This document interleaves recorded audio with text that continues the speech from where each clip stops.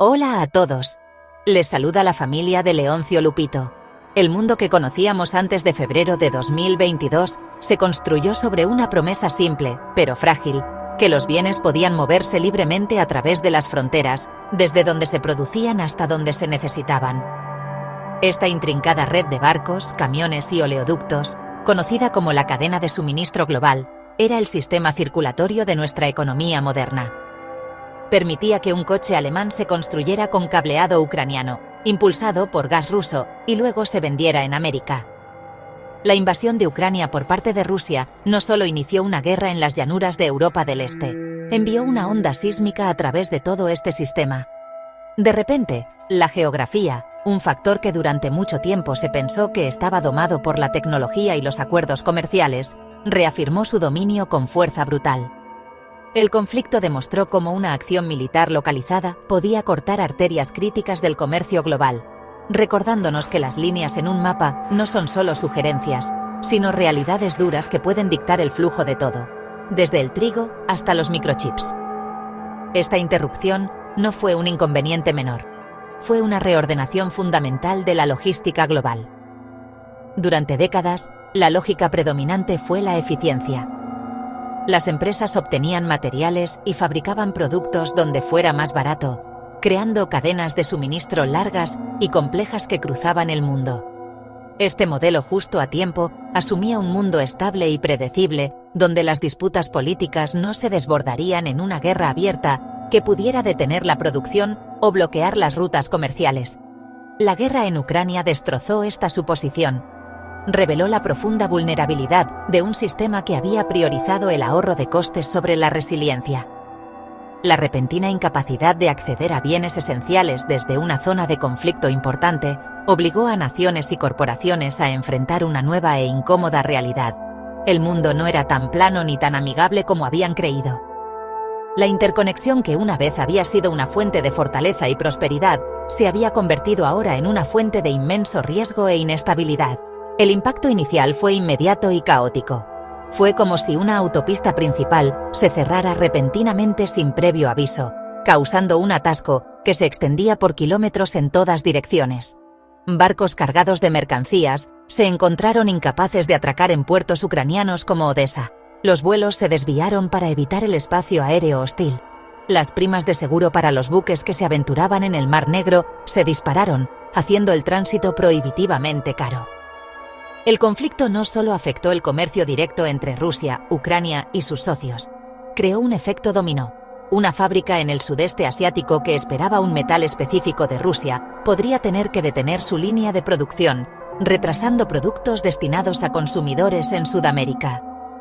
Este fallo en cascada destacó cuán dependientes eran las industrias aparentemente no relacionadas de la estabilidad de una sola región, forzando una carrera global para comprender el nuevo y traicionero panorama del comercio internacional.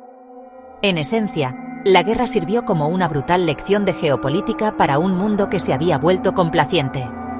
El funcionamiento suave, casi invisible, de las cadenas de suministro se había dado por sentado.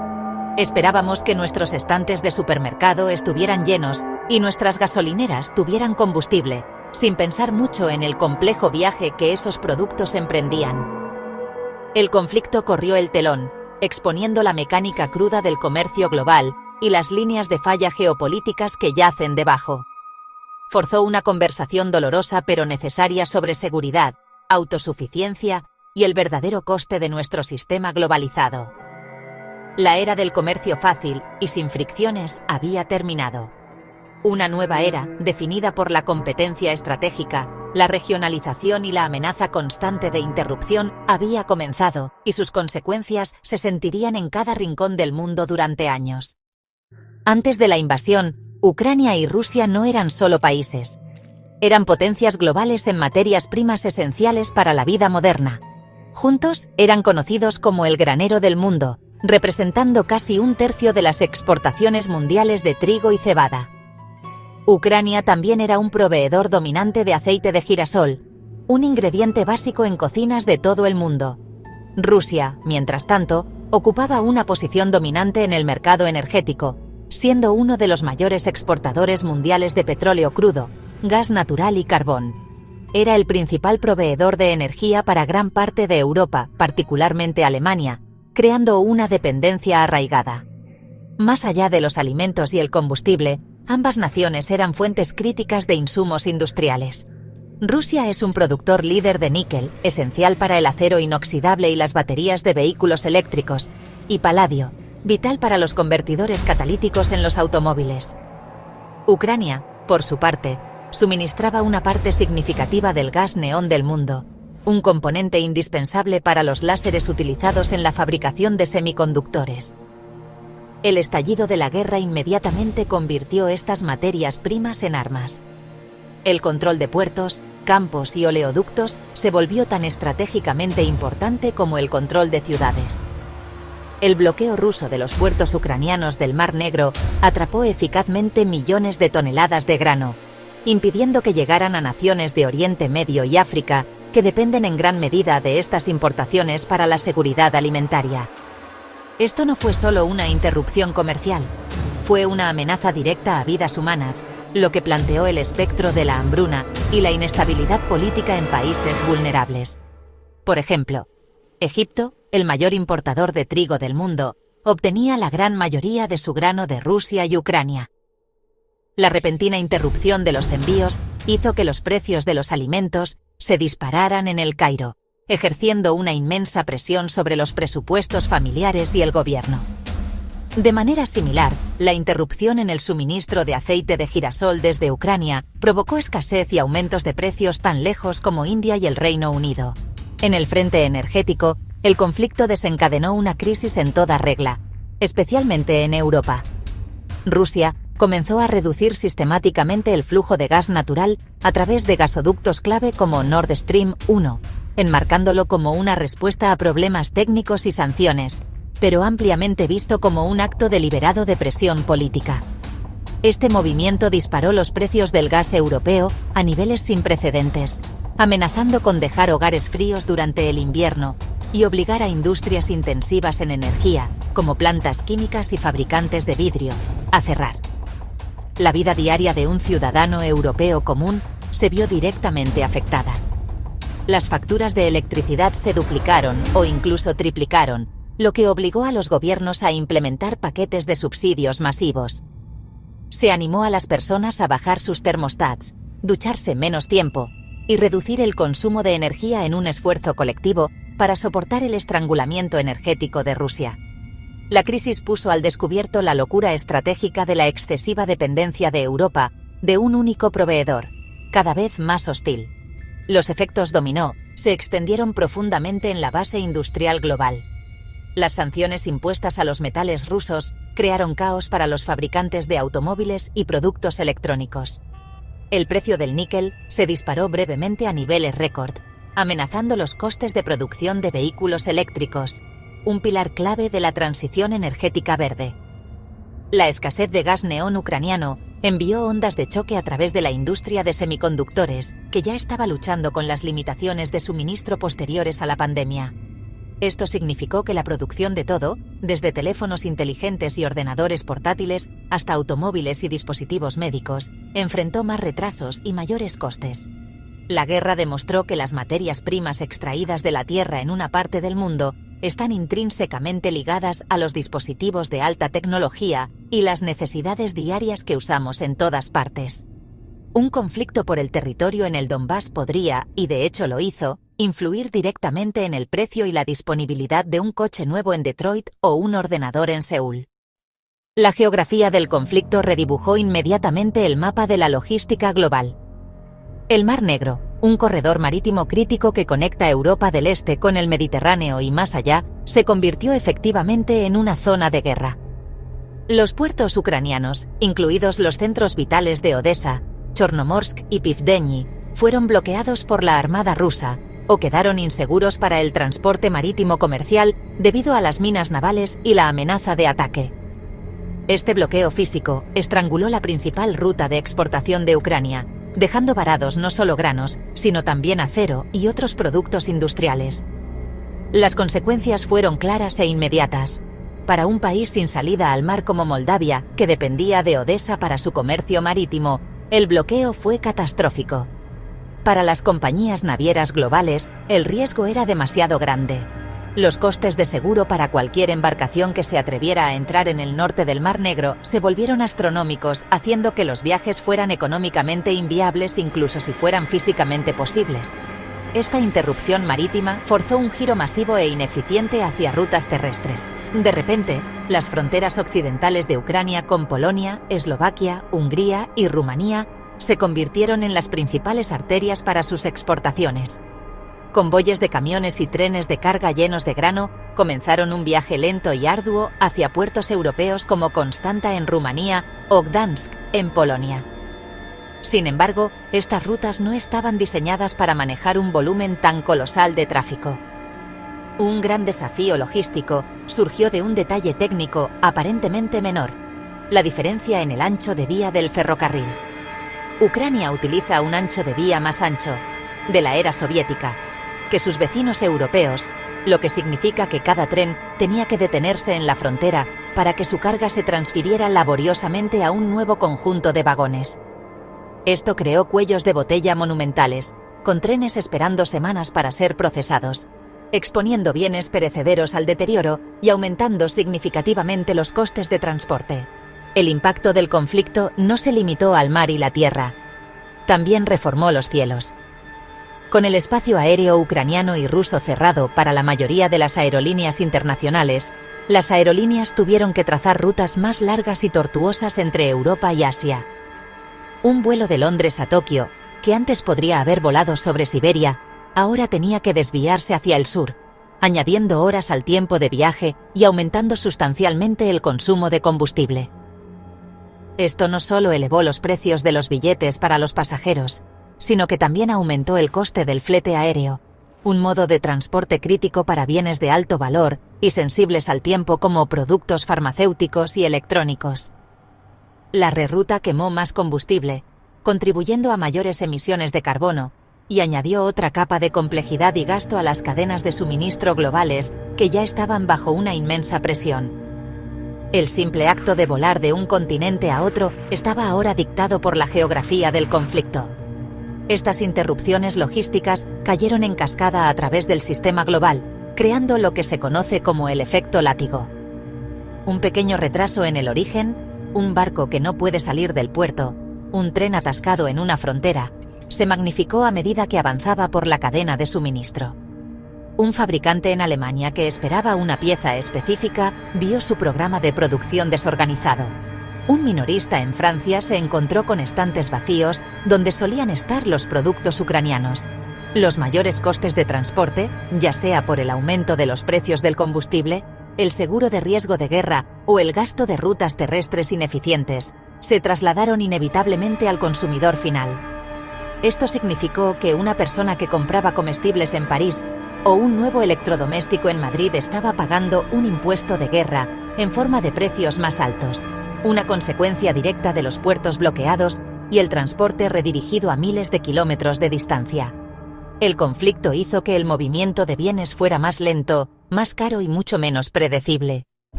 En respuesta a la invasión, las naciones occidentales, lideradas por Estados Unidos y la Unión Europea, desataron un aluvión sin precedentes de sanciones económicas contra Rusia. El objetivo era paralizar la maquinaria de guerra de Rusia, aislándola del sistema financiero global y negándole el acceso a tecnologías críticas. Los principales bancos rusos fueron desconectados del sistema de pagos internacionales SWIFT, lo que les dificultó enormemente realizar transacciones con el mundo exterior. Esto creó un gigantesco quebradero de cabeza para cualquier empresa que aún tuviera negocios legítimos con Rusia. Simplemente pagar un envío de bienes legalmente permitidos o recibir un pago por servicios se convirtió en una pesadilla burocrática, llena de riesgos legales e incertidumbre. Las sanciones financieras erigieron efectivamente un telón de acero económico, aislando a Rusia de una manera no vista desde la Guerra Fría. Esta guerra económica tuvo un profundo impacto en las empresas que operaban tanto dentro como fuera de Rusia. Cientos de corporaciones occidentales, desde McDonald's e IKEA hasta BP y Renault, tomaron la decisión de suspender sus operaciones o salir por completo del mercado ruso. Esto fue impulsado por una combinación de cumplimiento de sanciones, riesgo reputacional e imposibilidad logística. La retirada creó un vacío, dejando atrás fábricas, tiendas minoristas y redes de suministro. Para los consumidores rusos, significó la desaparición de marcas familiares y una disminución en la elección y la calidad. Para las empresas globales, significó cancelar miles de millones de dólares en activos y perder el acceso a un mercado significativo. La prisa por desinvertir también creó su propio caos en la cadena de suministro, ya que las empresas tuvieron que deshacer rápidamente relaciones complejas y de larga data con proveedores y distribuidores rusos. Las sanciones y el éxodo corporativo forzaron una búsqueda desesperada de alternativas en todos los frentes.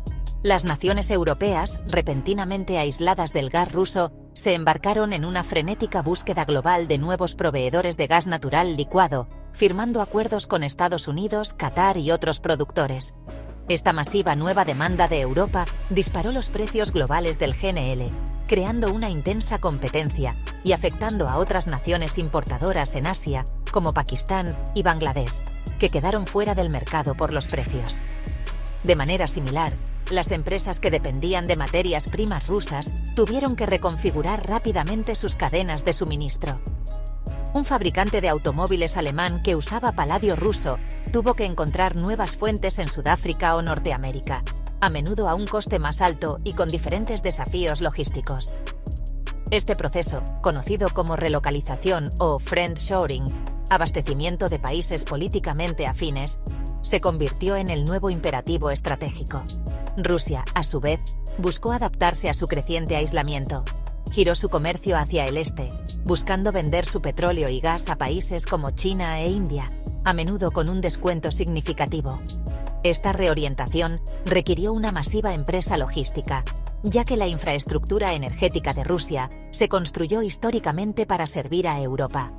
Se tuvieron que establecer o expandir nuevos oleoductos y rutas marítimas para acomodar el flujo hacia el este. Para eludir las sanciones financieras, Rusia comenzó a exigir el pago de su energía en rublos y exploró sistemas de pago alternativos con sus nuevos socios. También buscó reemplazar bienes y tecnologías occidentales con producción nacional o importaciones de países no sancionadores. Esto creó un ecosistema económico paralelo, fragmentando aún más la economía global y reforzando la división entre Occidente y un nuevo bloque de naciones alineadas con Rusia y China. Ante una disrupción sin precedentes, naciones e industrias se han visto obligadas a adaptarse con notable rapidez, aunque a un alto coste.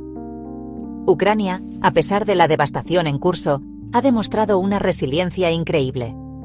Con sus principales rutas marítimas bloqueadas, diseñó nuevos carriles de solidaridad, aprovechando sus redes ferroviarias, viales y fluviales para mover millones de toneladas de grano y otras exportaciones a través de los países vecinos de la Unión Europea. El establecimiento de un corredor marítimo humanitario temporal en el Mar Negro, negociado con socios internacionales, proporcionó un salvavidas adicional, permitiendo que algunos barcos desafiaran los riesgos y reanudaran los envíos de grano desde Odesa. Los agricultores ucranianos han seguido sembrando y cosechando, a veces usando chalecos antibalas y trabajando en campos aún llenos de escombros, un testimonio de su determinación de alimentar a su nación y al mundo. Estos esfuerzos, aunque no reemplazan completamente la capacidad anterior a la guerra, han sido cruciales para mitigar los peores efectos de la crisis alimentaria. Rusia también se ha visto obligada a un giro estratégico para sobrevivir al asedio económico de Occidente. Enfrentado a un mercado europeo que se está desvinculando rápidamente de su energía, Moscú ha cortejado agresivamente a nuevos compradores en Asia. Ha ofrecido su petróleo crudo con grandes descuentos a países como India y China, que han aumentado significativamente sus importaciones.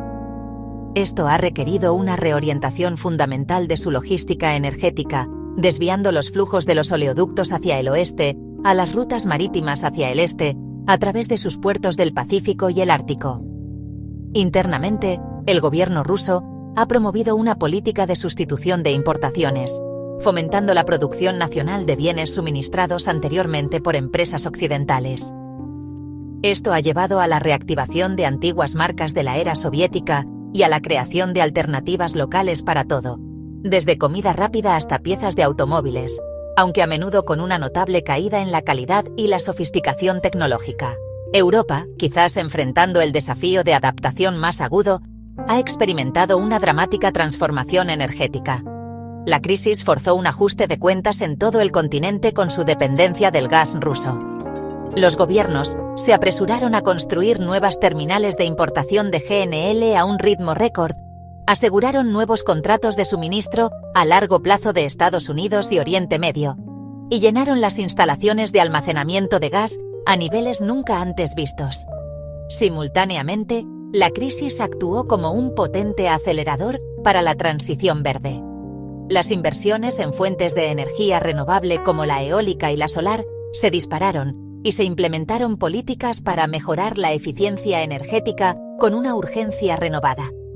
Si bien el coste inmediato para los consumidores y las industrias fue inmenso, el resultado a largo plazo es un sistema energético europeo más diversificado, más resistente y menos susceptible al chantaje político de un solo proveedor. Las lecciones aprendidas de esta agitación están remodelando la estrategia empresarial global. El viejo mantra de justo a tiempo está siendo reemplazado por un nuevo enfoque en por si acaso. Las empresas se están alejando de depender de un solo proveedor o país, diversificando su abastecimiento para crear redundancia y mitigar riesgos. Esto ha llevado a una tendencia de nearshoring, acercar la producción a casa, y friendshoring, abastecerse de naciones aliadas. El resultado es un mayor coste de hacer negocios, ya que la eficiencia se sacrifica por la seguridad, contribuyendo a una inflación persistente. Los gobiernos están desempeñando ahora un papel más activo, considerando la seguridad de la cadena de suministro como una cuestión de seguridad nacional. Están invirtiendo en la producción nacional de bienes críticos como los semiconductores y subsidiando el almacenamiento de materiales esenciales, desde suministros médicos hasta minerales estratégicos. La guerra ha alterado permanentemente el cálculo de riesgos para el comercio global, marcando el comienzo de una era donde la resiliencia, no solo el coste, es la prioridad.